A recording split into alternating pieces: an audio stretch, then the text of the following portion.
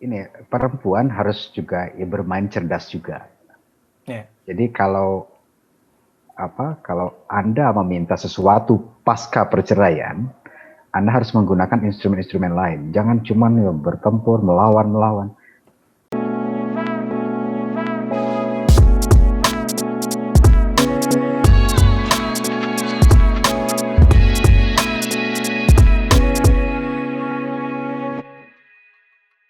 Oke teman-teman, balik lagi bareng saya Syarif Sapata dan kali ini kita dapat tamu spesial dengan tema yang juga spesial. Sebenarnya tema yang sudah sering saya bahas di Instagram saya, di YouTube saya, yaitu tentang perbedaan antara perceraian di Indonesia dengan perceraian di Eropa atau khususnya di Swiss ya tempat saya tinggal.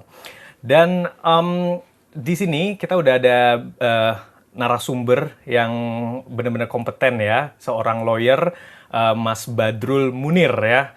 Ya, Halo Mas Badrul, halo. jam berapa ini Mas di Indonesia? Jam 20 lewat 10. Jam 20 lewat 10 ya, belum belum Ya, malam banget ya. belum. Ini hari Makasih banyak banget Mas Badrul udah bersedia kita wawancara karena banyak banget teman-teman yang bertanya gitu kan, banyak informasi yang simpang siur yang saya juga sendiri nggak bisa menjawabnya. Makanya apa namanya kemarin waktu itu ada Mbak Desi namanya yang ngontak saya via Instagram ngenalin ke Mas Badrul, katanya Mas Badrul bisa gitu ya mengisi informasi-informasi yang kita butuhkan ini biar nggak salah gitu ya. Oke, jadi Mas Badrul bisa diceritain nggak profesinya ini apa dan spesialisasinya apa? Kalau profesi saya ada beberapa profesi. Satunya ya Mhm. saya lawyer, saya juga Mhm. dosen. Kalau Ah. spesialisasi dari dulu banyak menangani masalah hukum keluarga, terus Mhm. kemudian juga berkembang menangani perkara-perkara ya ketatanegaraan, pidana juga menangani. Jadi Oke, oke. beberapa hal. Jadi tema hari ini cocok juga ya dibahas dengan Mas Badrul ya, karena Mas Badrul punya informasi banyak tentang perceraian dan masalah-masalah keluarga lainnya ya. Ya, Pengetahuan saya kalau di sini itu kan orang apa ya kalau bercerai itu pihak laki-lakinya, pihak yang bekerja itu diwajibkan untuk membiayai pihak yang diceraikan ini, ya. khususnya apabila punya anak ya, apabila punya anak sampai orang tersebut entah menikah lagi atau bekerja kembali sehingga dia bisa memenuhi apa namanya kebutuhan hidupnya. Nah, tapi pada kenyataannya tidak seperti itu kan kebanyakan gitu. Itu bisa diceritain nggak Mas? Bener nggak seperti itu di Indonesia itu? Di Indonesia kalau di Swiss begitu ya sama aja. Jadi Uh-huh. bercerai kan hak. Mhm. Kemudian ya itu kan pilihan. Kemudian Ya. ada kewajiban-kewajiban dari masing-masing suami dan istri. Kalau dia punya anak, tentu harus menafkahi anak itu sampai dia dewasa, sampai umur 21 tahun atau sudah menikah atau sudah mandiri. Mhm. Kemudian untuk kalau yang di Islam ya, di Islam itu ada lagi kalau dia mengajukan perpisahan itu suami apalagi atau istri yang disia-siakan, dia istri harus mendapat ada namanya nafkah mut'ah, nafkah idah, terus uang Mhm. hadonah yang untuk pengasuhan anak tadi. Sebenarnya Mhm. sama, tetap kewajiban Sama. terhadap anak itu kan nggak ada putus-putusnya, tetap Oke. harus ada, nggak ada bekas anak kan, Aha, ya nggak ada. Nah, nggak ada. itu kalau yang kalau yang dipakai, Mas, itu hukum tadi Mas Badrul bilang ada hukum Islam, ada Oh hukum ya, sipilnya gitu ya. Nah, ya. itu nanti penggunaan mana yang hukum yang dipakai itu sesuai agama yang dianut atau seperti apa, Mas? Ya, di Indonesia tuh hukum perkawinan tuh menganut dua model. Yang satu yang untuk yang beragama Islam, Mhm. itu hukum perceraian atau pernikahannya mengacu pada kompilasi hukum Islam.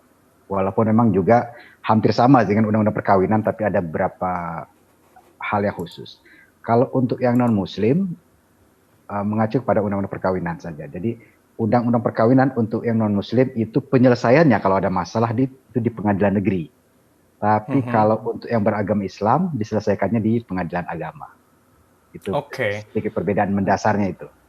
Iya, dan itu kita nggak bisa milih, Mas. Ya, misalnya saya beragama Islam, tapi saya lebih milih, saya mau diselesaikan secara hukum sipil aja gitu. Itu bisa nggak? Enggak.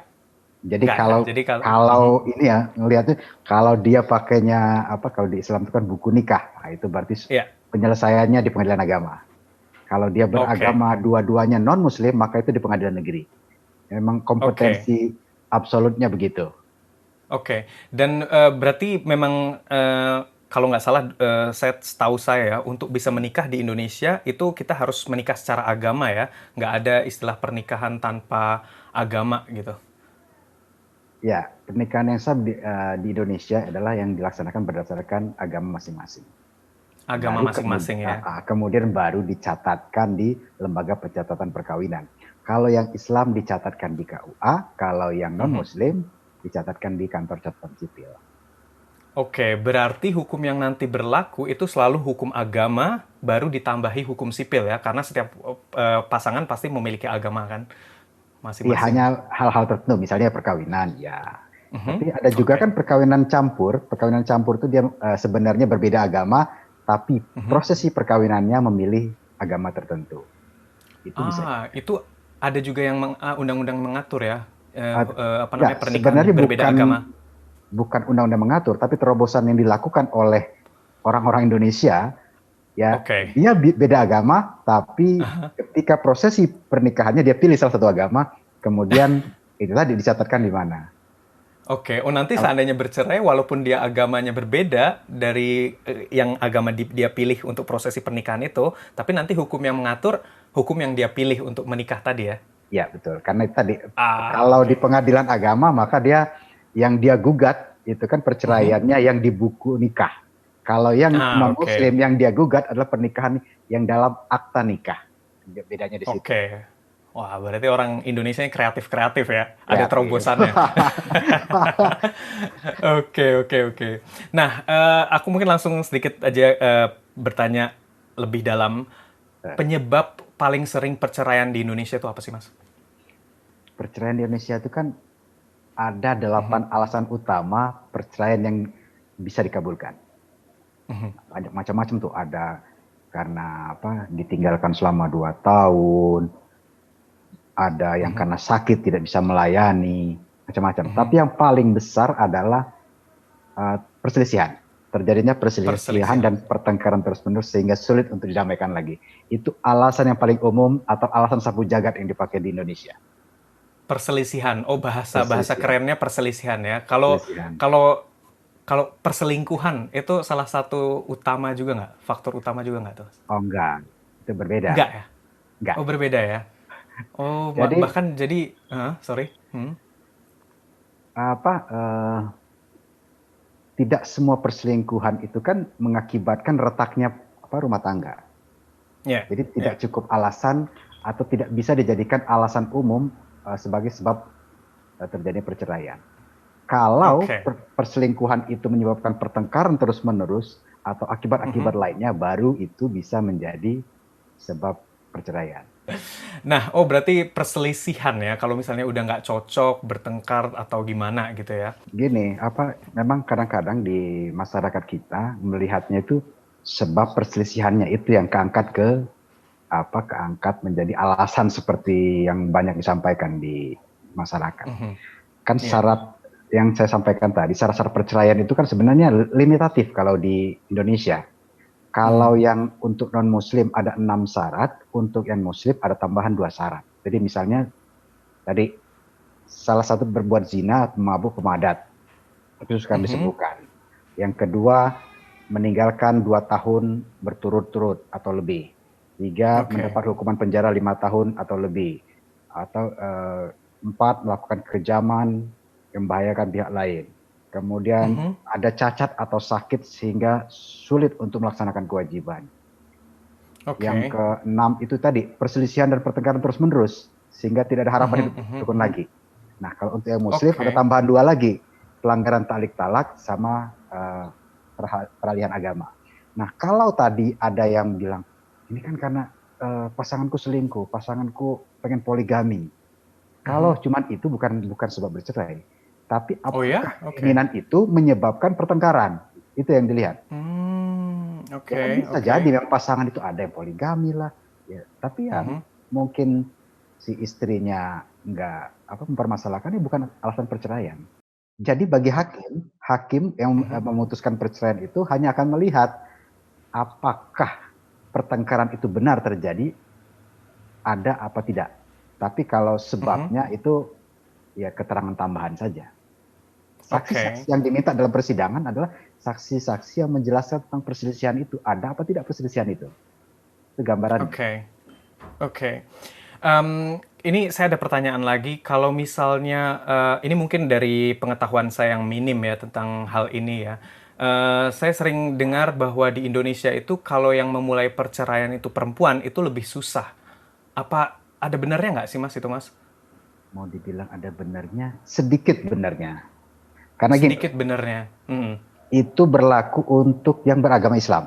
Tapi itu hanya Oke. selisih sedikit. Mhm. Banyak orang menyebut kalau cewek yang ngajuin susah. Enggak juga. Mhm. Enggak juga Bedanya ya. kalau untuk yang Islam, Mhm. kalau cewek yang ngajuin justru ya sama aja, normal-normal saja. Yang lebih sulit justru kalau suami yang ngajuin. Untuk yang beragama Islam ya. Ah, oke. Kenapa? Karena kalau suami yang ngajuin namanya permohonan talak.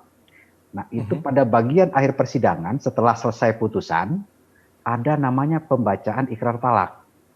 Nah, Mhm. kadang-kadang suami itu ketika sudah bercerai, dia nggak mau baca ikrar talak. Sedangkan perceraian itu sah terhitung semenjak pembacaan ikrar talak. Karena yang harus Oke. membacakan ketika suami yang mengajukan permohonan talak tadi, yang harus membacakan suami. Nah, Oke. jadi si Maksud istri kadang mhm. merasa digantung gitu. Udah, Mhm. Mhm. gue Mhm. udah putus nih gue. Udah Mhm. Mhm. diketok Mhm. palu. Mhm. Mhm. Tiba-tiba beberapa minggu kemudian kan ada undangan kepada suami dan istri, mantan suami dan mantan istri, untuk Mhm. mendengarkan pembacaan ikrar talak dari suami. Nah, kadang-kadang suami Ah, nggak datang di situ. Justru oke. Itu itu masalahnya. oke. Tapi Itu alasannya seandainya mereka jadi pihak laki-laki dengan bisa dengan semena-mena untuk mengundur apa mengulur proses menggantung, perceraian dong. menggantung lebih Betul. tepatnya. Itu benar adanya ya. Oke ya. Ya, tapi bukan istri yang ngajuin. Kalau suami justru yang Mhm. ngajuin. Oh, itu kalau suami. Kalau istri yang mengajuin nggak ada ikrar talak tadi? Ikrar talak, Atau gimana? pembacaan talak dilakukan oleh majelis. Berarti ini Jadi yang terselamatkan. kenapa. Oke. Jadi kalau misalnya justru kalau perempuan yang memulai perceraiannya itu malah lebih mudah ujungnya ya, karena Ya, nggak perlu menunggu pembacaan ikrar talak dari ya itu untuk laki-laki yang ya. perceraian yang Islam ya. Jadi Islam, oke. kalau istri ngajuin namanya gugatan, dia menggugat. Mhm. Tapi Mhm. kalau Mhm. jadi karena dia menggugat, nanti negara dalam hari ini pengadilan akan mewakili untuk pembacaan talaknya. Tapi kalau Oke. suami ngajuin, dia kan namanya saja permohonan ikrar talak. Dia Iya, memohon. Nanti pengadilan iya. mengabulkan nggak untuk membacakan ikrar talak. Oke, Itu tapi yang nggak kadang jadi logis juga masalah. sih menurut saya sih ya, kalau misalnya yang cowok yang mengajukan tapi dia sendiri yang menggantungin. Ada, tapi Oke. kasusnya ada. Kasusnya Artinya ada kan ya? Hah? dia berjalan, tapi Hah? ujung-ujungnya dia berpikir, aduh kalau pisah gimana ya. Udah akhirnya, udah nggak saya bacain deh. Nah, Oke.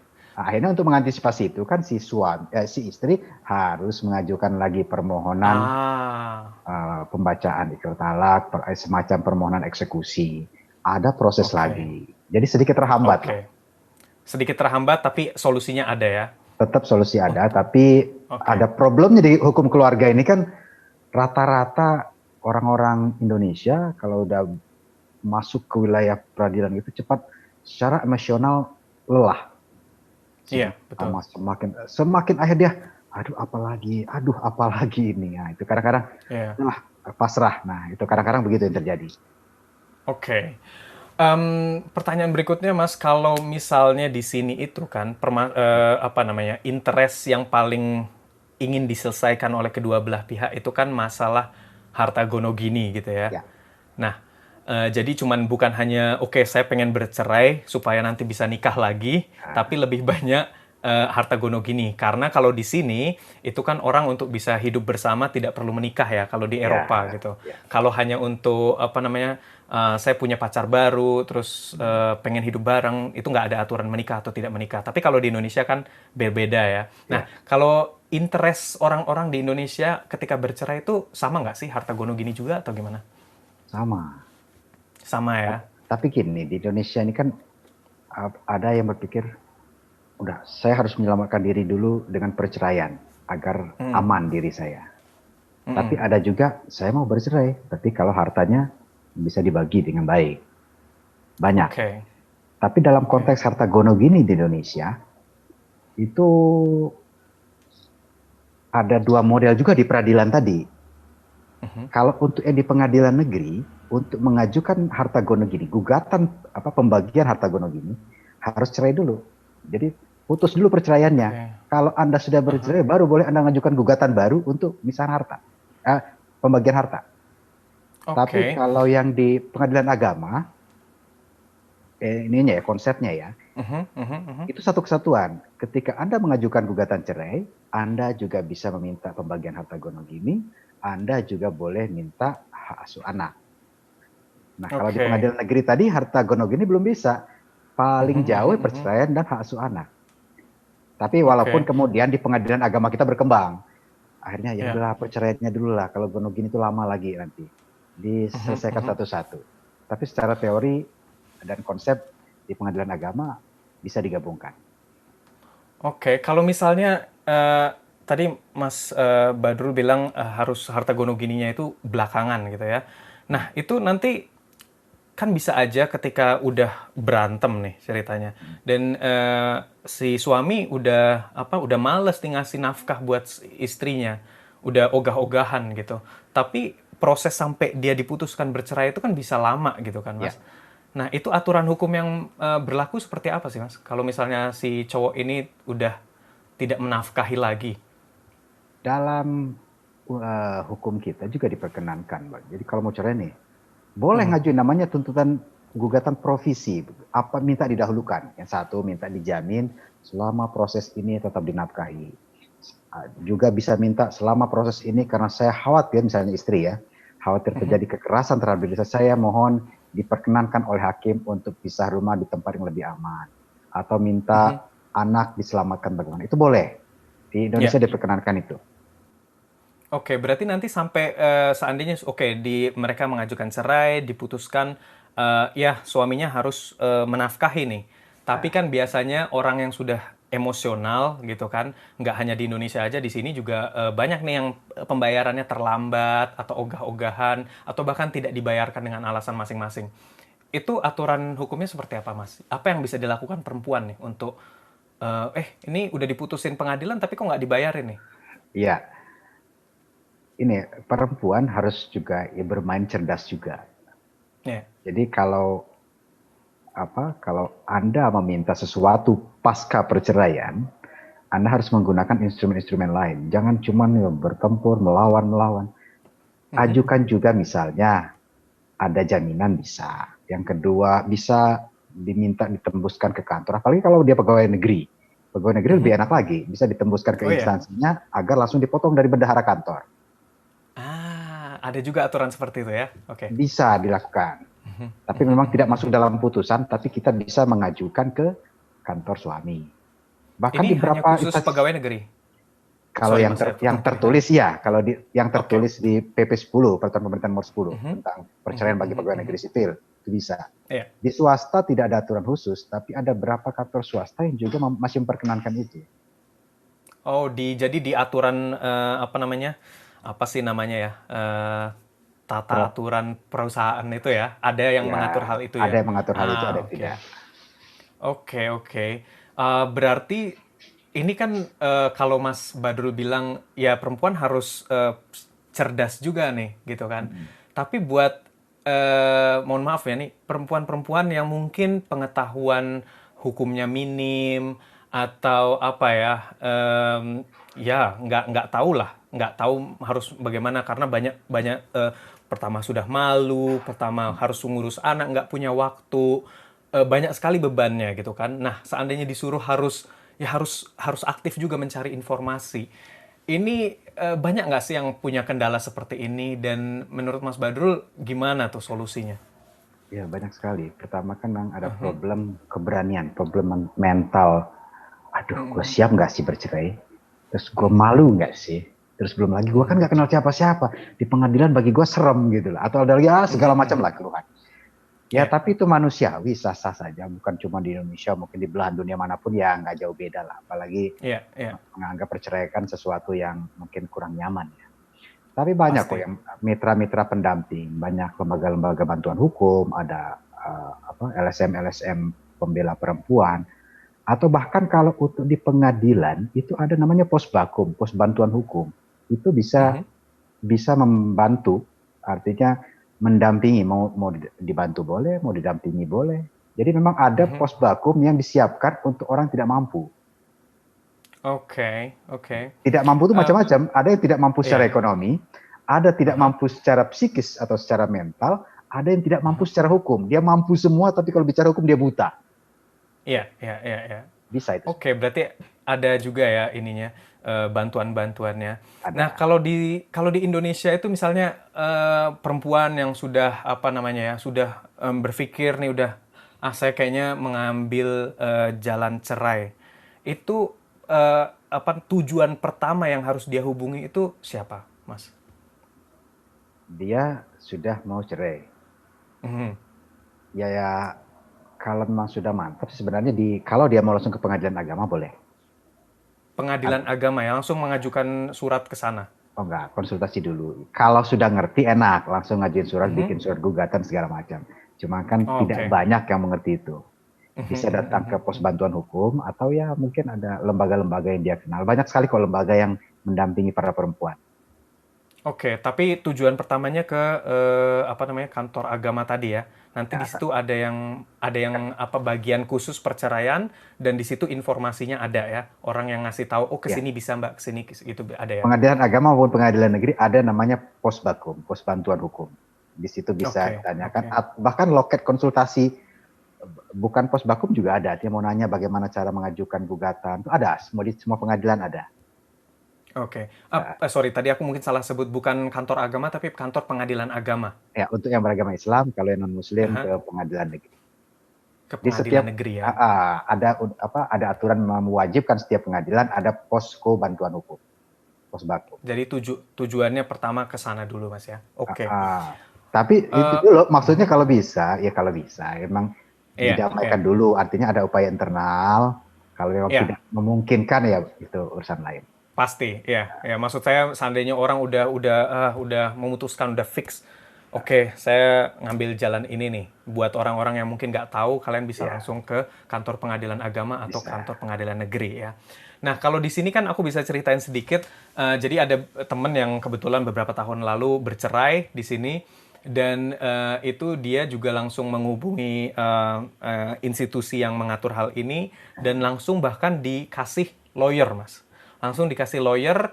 eh, Mungkin karena dia juga penghasilannya tidak begitu banyak, dikasih lawyer dengan dikasih budget. Oke, selama biaya lawyer kamu tidak melebihi sejumlah berapa, itu ini kita yang bayarin negara gitu, Negara. semacam bantuan lawyer gitu. Kalau di Indonesia ada nggak Mas buat orang yang penghasilannya rendah, mungkin nggak ada penghasilan sama sekali, untuk mendapatkan bantuan seperti itu?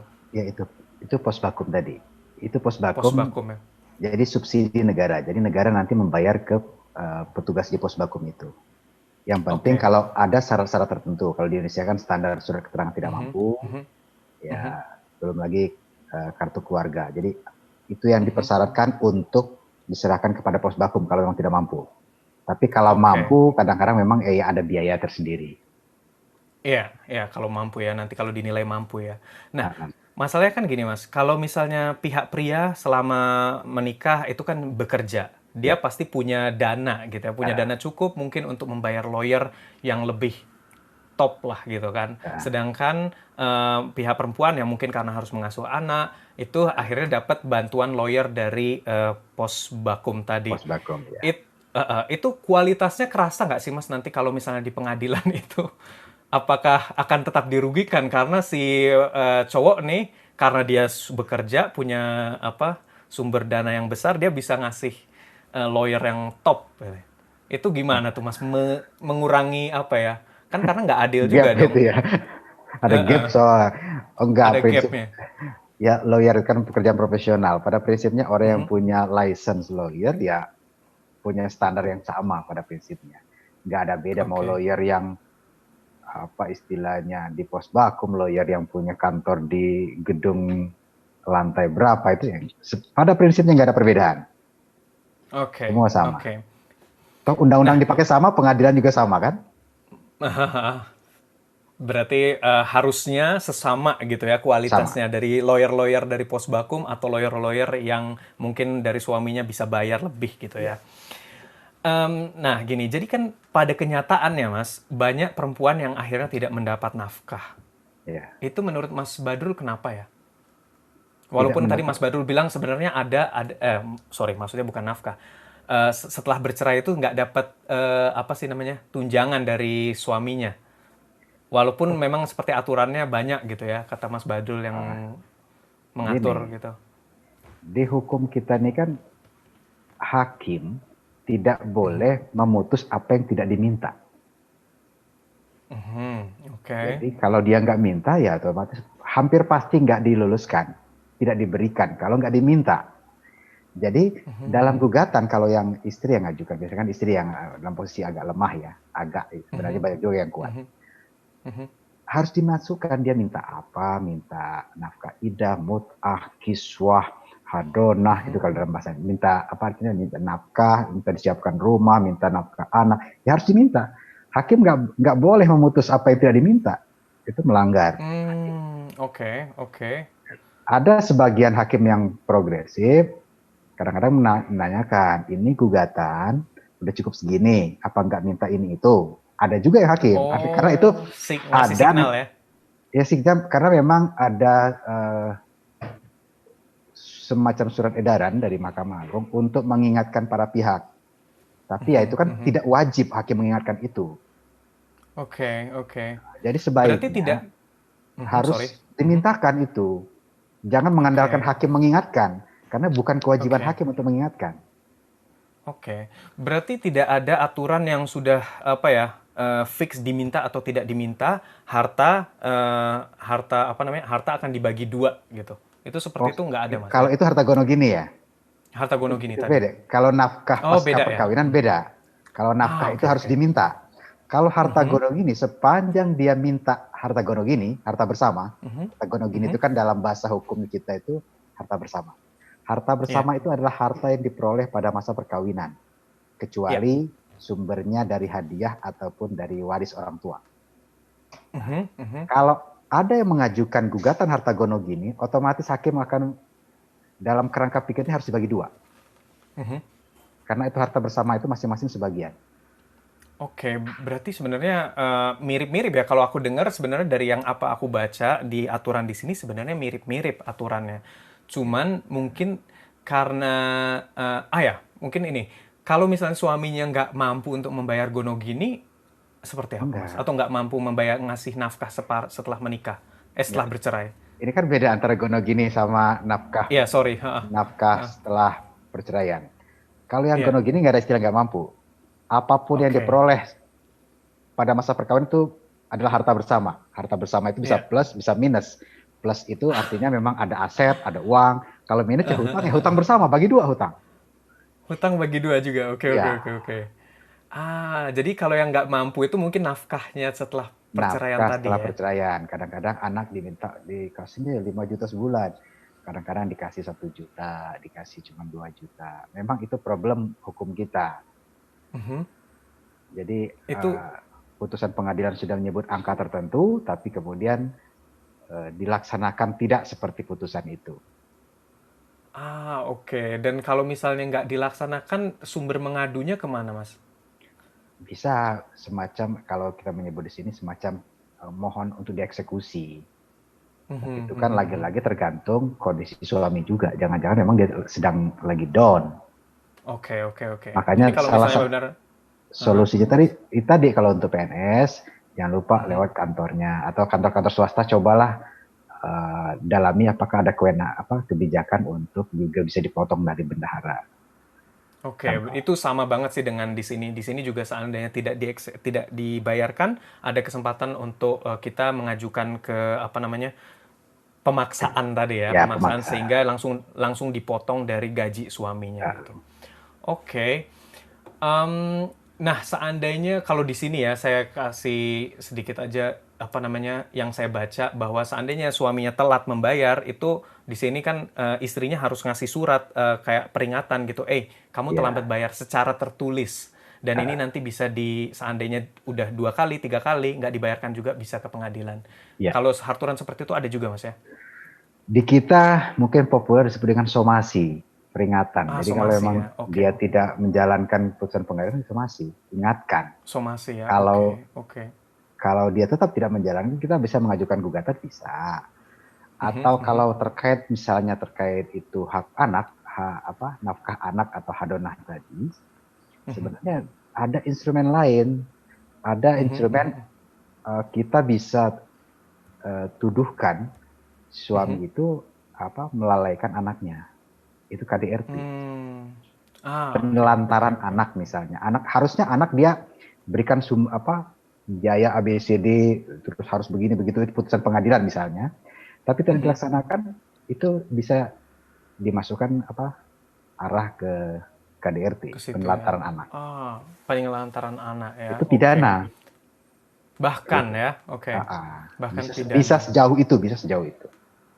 Berarti yang penting sebenarnya aturan yang mengatur itu udah banyak, udah cukup lah. Cuman keberanian seseorang untuk itu tadi ya, nggak lelah secara mental. Kalau Ya, misalnya tidak dipenuhi, ya ajukan ajukan lagi lagi gitu ya. ya. Nah, itu kadang-kadang yang Oke. problemnya itu lelah secara mental, lelah secara ekonomi, kan mengajukan gugatan lagi kan biaya lagi. Oke, jadi kalau misalnya buat yang nggak mampu, pasti ya pos bakum tadi ya, Pos vakum tadi, dibantu ya. tadi. Tapi Ya, kalau yang mampu, ya tetap aja tergerus juga ya uangnya ya, pasti. ya, Dari proses perceraian dari ini ya, mau proses. nggak mau ya. Uh, uh, Oke.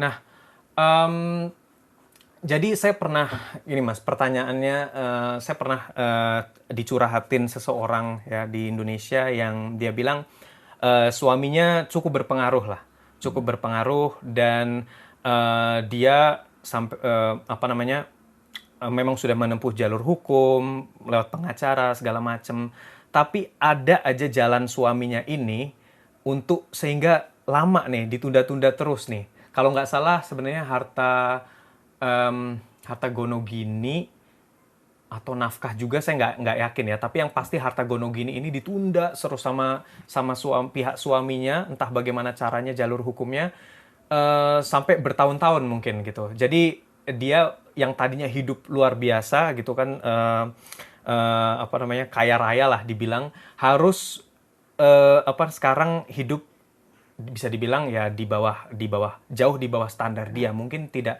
tidak miskin tapi jauh sangat jauh di bawah standar dia. Nah, itu memang apakah ada Mas praktek-praktek maaf sebelumnya dia bilang katanya ya suaminya ini adalah permainan uangnya yang dia bayar sini bayar sana sehingga bisa terjadi seperti itu. Memang ada kemungkinan permainan seperti itu Mas di Indonesia Mas. Enggak, ini kadang tuh orang berbicara ada permainan karena Iya. tidak paham Oke. bagaimana prosesnya. Kalau paham prosesnya, kalau sebuah gugatan sudah masuk, maka ada himbauan di Mahkamah Agung itu harus selesai selambat-lambatnya 6 bulan. Kalau 6 bulan belum selesai, maka nanti akan dievaluasi hakimnya. Artinya kalau gugatan sudah masuk, hampir sebelum 6 bulan itu selesai sebenarnya. Untuk perkara yang umum ya, Harusnya. yang standar, perkara-perkara Oke, perdata oke. standar itu. Ada Aha, aturan aha. itu. Jadi kalau ada yang bilang mengulur-ngulur, ya sebenarnya jangan-jangan nggak ada yang diulur itu, tidak pernah dilakukan apapun. Jadi Oke, kalau jadi mau meminta atau menggugat harta gono gini, ya ajukan gugatan. Kan ketika gugatan masuk, kita bisa hitung. Ini perkara berjalan apa tidak. hmm, berarti dugaan saya malah lawyer yang dia hire itu yang mempermainkan kliennya dong. Karena mungkin bisa jadi apa dugaan dia itu suaminya membayar lawyer yang dia hire untuk mungkin membayar apa memberikan informasi yang salah atau tidak apa ya tidak beraksi sesuai apa yang harus dia lakukan gitu. Gini, harusnya kan gini. Kalau kita mau Ah, mempermasalahkan harta bersama, ya, harta gono gini, mhm, atau mau menyelesaikan antara suami dan istri, kita pastikan siapa yang akan menggugat. Kalau mau berdamai, damai, nggak apa-apa. Damai, bagi rata, selesai masalah. atau damai tapi minta kemudian ditetapkan pengadilan, nggak ada masalah.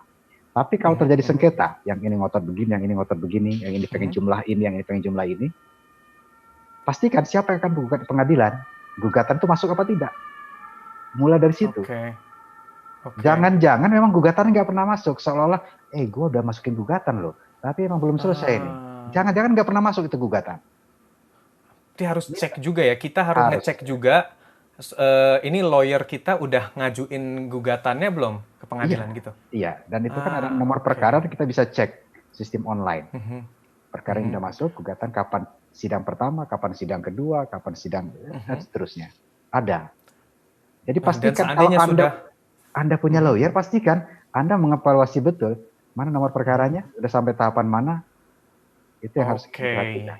Berarti walaupun lawyer ini sebagai representasi kita di pengadilan nanti, tapi kita harus tetap ya kontrol juga ya, dia udah melakukan belum apa yang harus dia lakukan gitu ya. Kan posisi lawyer ini kan sebagai kuasa saja, tapi kan tetap saja kalau ada pembuktian kan, bukti kan ada di kita. Masa kita yang kita yang bersidang tapi bukan kita yang mengatur saksi dan bukti. Lawyer itu kan untuk yang beracaranya saja, makanya kan kalau di Indonesia disebut pengacara. Dia hanya beracara di ruang sidangnya kan, tapi kan bukti ada di kita, siapa saksi yang pas itu kan kita yang tahu. Makanya kita harus tahu, harus nanya, kapan nih harus pembuktian, kapan nih harus memanggil saksi. Makanya itu tadi, kalau emang suami bilang belum selesai, jangan-jangan suami nggak pernah masukin gugatan, jangan-jangan. Itu ya, jadi, selalu harus ngontrol ya kita ya. Kita harus kontrol. Lawan kita betul ngajuin gugatan apa tidak, atau cuma ancaman-ancaman kosong ya kita. Kan, jangan percaya mulut aja gitu kan, mungkin iya gini-gini, tapi harus dicek benar ya. Jadi sebenarnya dari obrolan aku sama Mas Badrul ini, aku sebenarnya jadi lebih lebih optimis gitu. Tadinya cukup pesimis karena kalau aku posting di Instagram itu kan banyak yang mengeluh dengan ternyata nggak dinafkahi. Banyak sekali yang akhirnya bilang kayak gitu, ya aturan hukumnya memang ada tapi nggak ada law enforcement-nya itu yang kurang gitu kan. Tapi kalau aku dengar dari Mas Badrul sendiri sebenarnya aku lebih optimis sih, sebenarnya banyak jalan gitu kan. Bahkan tadi Mas Badrul bilang kalau sudah diajukan gugatan dalam batas waktu 6 bulan harusnya sudah ada putusan. Kalau enggak, hakimnya dievaluasi, Mas ya? Iya. Bahkan kan gitu kan. Jadi ya sudah sudah cukup advance juga aturan mainnya gitu. Cuman keberanian dari orang-orangnya itu ya, dia yang kita udah panik duluan. Aduh, gimana lagi itu ya. Kadang-kadang yang menghambat justru kita membuat barrier itu sendiri gitu. Berarti dari kitanya ya. Dan bantuan apalagi untuk masalah ini, bantuan untuk perempuan itu sebenarnya sudah banyak sekali ya Mas ya. Lembaga-lembaga bantuan hukum, bahkan tadi di pengadilan agama atau pengadilan negeri sendiri ada gitu. Atau bahkan ada website atau informasi-informasi digitalnya di mana Mas? Banyak sekali tersebar. Apalagi kan di lembaga-lembaga hukum itu sebenarnya banyak membuat postingan-postingan tertentu tentang bagaimana mengurus ini, mengurus itu ada sebenarnya. Cuman memang lagi-lagi kita kadang-kadang, bukan kita, maksudnya orang-orang yang hadapan dengan hukum itu kadang-kadang udah panik dulu. Udah panik dulu ya? Dulu mungkin sistem hukum kita belum terlalu rapi. Kalau sekarang kan sebenarnya sudah sangat rapi, tinggal keberanian kita, fisik maupun mental. Ya. Saya kalau dengar langsung dari Mas Badrul yang kebetulan memang praktisi hukum, pengacara dan bahkan dosen, saya percaya jujur aja berarti memang yang jadi kendala utama adalah itu tadi ya, mental dari yang orang yang memang harusnya mengajukan gugatan ini, yang biasanya juga sudah takut duluan karena pengadilan. Siapa sih yang nggak takut kan terjun ke hukum gitu kan. Dan nanti kelelahan mental, apalagi kalau namanya bertempur ya, ada kedua belah pihak. Pihak suaminya mengajukan serangan hukum seperti ini, kita harus menangkal dan membalas, akhirnya lelah juga. Tapi kuncinya harus berani dan keteguhan hati tadi ya. Karena itu gini problem sederhana mereka. Pas datang sidang, saya ketemu aja udah malas, ngeliat mukanya udah malas. Nah itu kan jadi susah. Gimana mau perang kalau nggak ketemu gitu loh. Itu yang kadang aku dengar suaranya udah panik. Aduh gimana gitu loh. Iya, betul, Harus betul. disiapkan dirinya gitu. Iya. Oke, ya. Makasih banyak Mas Badrul. Ini banyak banget informasi-informasi yang saya pribadi dapetin sebenarnya. Nggak hanya buat teman-teman aja, tapi banyak juga hal-hal yang tadinya menurut saya nggak tahu. Sekarang saya jadi tahu, apalagi khususnya tadi yang harus kita ngecek gugatannya udah sampai atau belum gitu kan, dan selalu harus ngontrol, dan bahwa sebenarnya aturan mainnya udah banyak, hanya kitanya aja yang mau apa enggak gitu ya. Berarti kita harus berpikir, kita harus tetap teguh karena ini kehidupan anak-anak nanti yang jadi ini kena efeknya. Jadi harus kalau bisa kita harus fighting ya, selalu fighting ya. Kita bercerai itu kan karena kita mau melangkah ke depan. Ya, betul. Ya, makasih banyak Mas, dan sekali lagi makasih banyak waktunya, kesediaannya. Semoga ini juga amal nih ya, pahala buat Mas Badrul nih, informasi yang banyak sekali yang disampaikan. Oke teman-teman, jadi udah tahu kan bahwa ini sebenarnya aturan mainnya udah banyak, jadi kalian yang semuanya kuncinya di kalian, mau apa enggak. Jangan malu-malu, ini udah 2020, kalau kalian disengsarain, jangan pikir tetangga ngomong apa, karena tetangga nggak bantu kita gitu, nggak usah malu-malu. Kalau kita butuh, ya udah lakuin gitu kan, tuntut. Jalanin gitu, cari temen yang mungkin bantuan hukum atau orang-orang organisasi yang siap membantu. Kalau misalnya nggak ada di keluarga, ya ikut cari di organisasi atau lembaga bantuan hukum. Ya udah, semoga teman-teman, walaupun kita temanya perceraian, semoga hubungan kalian nggak baik-baik aja ya, selalu sehat dan langgeng-langgeng aja, dan sehat selalu. Sampai jumpa lagi di video-video berikutnya. Bye-bye. Terima kasih Mas Badrul. Ya, sama-sama.